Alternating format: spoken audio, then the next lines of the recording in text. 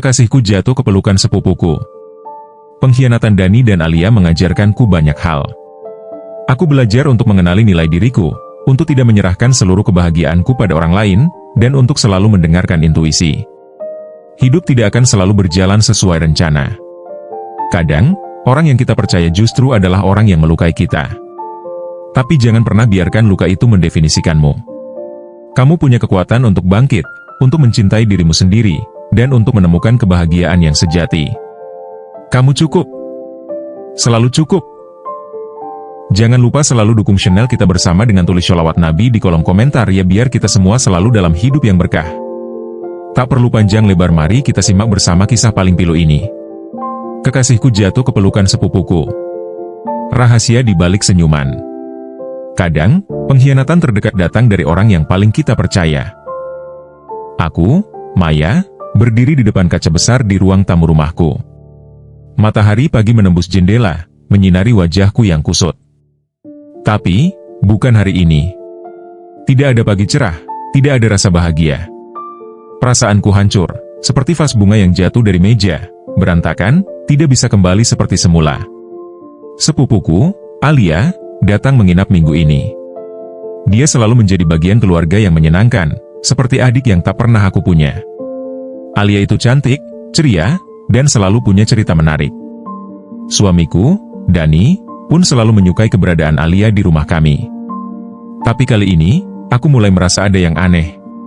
Sesuatu yang tidak biasa. Ada tawa mereka yang terlalu riang, tatapan mata yang terlalu lama, dan kehadiran Alia yang terasa terlalu menonjol. Aku mencoba mengusir pikiran buruk itu, tapi firasatku tak mau diam. Ketika aku masuk dapur tadi pagi, aku mendapati Dani dan Alia bercanda sambil berdiri terlalu dekat. Mereka berhenti ketika aku muncul, seperti anak kecil yang ketahuan mencuri permen. Hatiku bergetar. Apakah ini hanya perasaanku? Atau, apakah ada sesuatu yang mereka sembunyikan?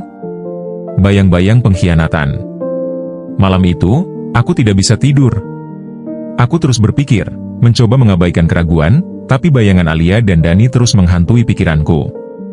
Kenapa mereka terlihat begitu akrab? Kenapa Alia, sepupuku sendiri, terasa seperti bayangan gelap yang mengintai kebahagiaanku? Aku mencoba berbicara dengan Dani. Kamu kenapa akhir-akhir ini? Kayaknya, beda. Dia menatapku dengan ekspresi bingung, seolah aku yang salah paham. Maya, kamu terlalu mikir yang enggak-enggak. Alia kan sepupu kamu. Masa kamu gak percaya sama aku? Kata-katanya seperti pisau. Apakah aku memang terlalu curiga? Tapi hatiku berkata lain. Keesokan harinya, saat Dani sedang mandi, aku membuka ponselnya. Jari-jariku gemetar. Aku tahu ini salah, tapi aku tidak tahan lagi. Dan disitulah aku melihatnya. Sebuah pesan singkat dari Alia. Ketemu nanti malam. Aku rindu. Aku tertegun. Dadaku sesak. Tangan menggenggam ponsel Dani begitu erat hingga hampir terjatuh. Dunia serasa berhenti. Permainan api. Malam itu, aku pura-pura tidur lebih awal. Tapi nyatanya aku berbaring dengan mata terbuka, menunggu langkah kaki Dani. Ketika akhirnya dia keluar dari kamar, aku mengikutinya pelan-pelan. Dani menuju taman belakang, dan di sana dia bertemu Alia. Di bawah sinar remang bulan, mereka berbicara dengan bisikan-bisikan yang hanya bisa aku tangkap sepenggal-sepenggal. Aku nggak bisa terus kayak gini, Al. Maya pasti curiga, suara Dani terdengar berat. Terus gimana? Kamu bilang cinta sama aku, tapi masih tinggal sama dia? Alia menjawab dengan nada yang penuh emosi. Aku hampir tak percaya dengan apa yang kudengar. Lututku lemas, tapi aku memaksa diriku untuk terus menguping. Kebenaran yang menyakitkan. Aku menunggu hingga pagi. Tidak ada air mata malam itu, hanya kemarahan yang membara. Dani dan Alia berlaga seperti tidak ada yang terjadi. Mereka sarapan bersama, bercanda, sementara aku duduk di ujung meja, menggenggam cangkir kopi yang dingin. Alia, kamu bisa temani aku belanja hari ini? Tanyaku tiba-tiba.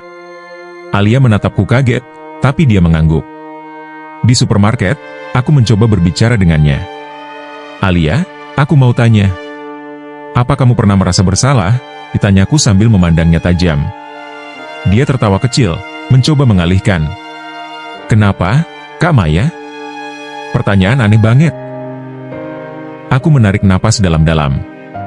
Karena aku tahu semuanya. Tentang kamu dan Dani. Wajah Alia pucat. Dia terdiam, mencoba membaca ekspresiku. "Kak, ini nggak seperti yang kakak pikirkan." Aku tertawa sinis. "Oh, jadi aku cuma salah paham, ya? Kalau gitu, kenapa kamu kirim pesan ke Dani bilang kamu rindu?" Dia terdiam lagi. Air mata mulai menggenang di matanya. "Kak, aku nggak pernah bermaksud, aku..." Konfrontasi terakhir. Malam itu, aku memutuskan untuk menghadapi semuanya. Aku duduk bersama Dani dan Alia di ruang tamu, dengan surat pesan itu di tanganku. Dani mencoba menyangkal, tapi aku tidak memberinya kesempatan. "Aku mencintaimu, Dani. Aku mempercayaimu. Tapi ini..." Dengan sepupuku sendiri, suaraku bergetar, penuh dengan luka dan kemarahan. Dani terdiam, sementara Alia hanya menangis tanpa suara. "Aku nggak bisa maafin ini," kataku akhirnya. Langkah baru. Aku memutuskan untuk meninggalkan Dani. Aku berhak mendapatkan kebahagiaan tanpa harus berbagi cinta dengan orang lain. Alia kembali ke kota asalnya, dan aku memulai hidup baru. Pengkhianatan itu mengajarkanku satu hal. Kadang, cinta harus diakhiri untuk menyelamatkan diri sendiri. Aku mungkin kehilangan suami dan sepupu sekaligus, tapi aku menemukan diriku kembali. Mengemas luka. Aku menatap koper yang sudah penuh terisi. Di dalamnya ada pakaian, foto-foto yang dulu penuh makna, dan serpihan hidupku yang kini hancur.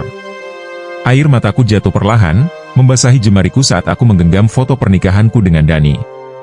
"Kenapa harus begini?" gumamku lirih. Aku mencintainya. Aku mempercayainya. Aku memberikan segalanya untuk dia. Tapi pengkhianatan ini menghancurkan semuanya. Malam itu, aku menulis surat. Bukan untuk Dani, bukan untuk Alia, tapi untuk diriku sendiri. "Maya, kamu kuat.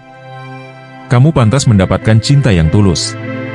Jangan biarkan kesalahan mereka merusak masa depanmu. Kamu akan bangkit, meski sekarang rasanya mustahil."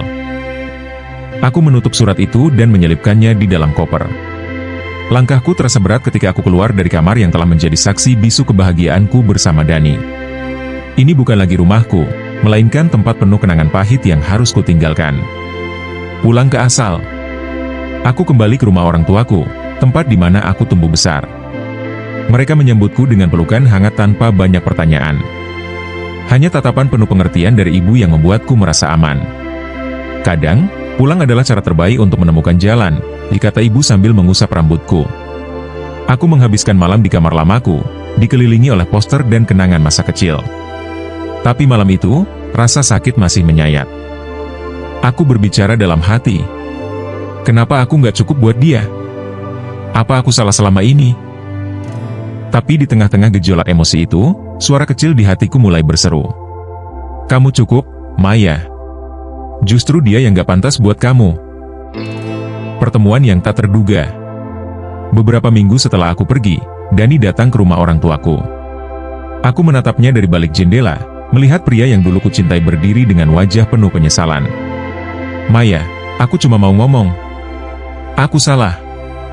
Aku bodoh. Aku kehilangan kamu, dan aku gak tahu harus gimana," katanya dengan nada penuh putus asa. Aku berdiri di ambang pintu, menatapnya dengan tatapan kosong. "Kenapa, Dani? Apa Alia nggak cukup buat kamu?" tanyaku dingin. Dia terdiam, tidak bisa menjawab. "Cinta itu tentang kepercayaan, Dani.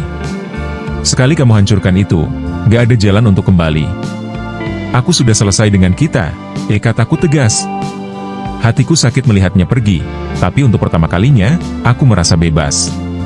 Langkah pertama. Hari-hari berikutnya, aku mencoba menemukan kembali diriku. Aku mengikuti kelas yoga, menulis di jurnal, dan mencoba hal-hal baru yang dulu tak pernah kulakukan. Setiap langkah kecil terasa seperti perjuangan besar, tapi aku terus melangkah. Dalam jurnalku, aku menulis, "Aku pantas dicintai. Aku pantas bahagia. Luka ini tidak akan mendefinisikan siapa aku. Ini adalah bagian dari perjalanan, bukan akhir." Aku belajar bahwa mencintai diri sendiri adalah proses yang sulit, tapi sangat penting. Aku juga belajar memaafkan, bukan untuk mereka, tapi untuk diriku sendiri. Pesan dari Alia. Suatu hari, aku menerima pesan dari Alia. Hanya satu kalimat. Aku minta maaf, Kak. Aku juga kehilangan segalanya. Aku tidak membalas. Bukan karena aku tidak peduli, tapi karena aku sudah selesai dengan cerita itu. Dia adalah bagian dari masa lalu yang harus kutinggalkan. Aku berbicara pada diriku sendiri, memang benar, Alia. Kita semua kehilangan. Tapi aku memilih untuk menemukan sesuatu yang lebih besar, diriku sendiri. Melangkah dengan kepala tegak. 2 tahun berlalu. Luka itu tidak sepenuhnya hilang, tapi aku sudah berdamai dengannya. Aku melihat kembali foto-foto lama, bukan dengan air mata, tapi dengan senyuman tipis. Pengkhianatan Dani dan Alia mengajarkanku banyak hal. Aku belajar untuk mengenali nilai diriku, untuk tidak menyerahkan seluruh kebahagiaanku pada orang lain, dan untuk selalu mendengarkan intuisi. Di akhir ceritaku ini, aku ingin mengatakan sesuatu. Hidup tidak akan selalu berjalan sesuai rencana. Kadang, orang yang kita percaya justru adalah orang yang melukai kita. Tapi jangan pernah biarkan luka itu mendefinisikanmu. Kamu punya kekuatan untuk bangkit, untuk mencintai dirimu sendiri, dan untuk menemukan kebahagiaan yang sejati. Kamu cukup. Selalu cukup. Cerita ini bukan hanya tentang pengkhianatan, tapi juga tentang perjalanan menuju penyembuhan. Setiap luka adalah pelajaran, dan setiap akhir adalah awal yang baru. Subscribe dan vote komentar bapernya jangan lupa ya, Kak.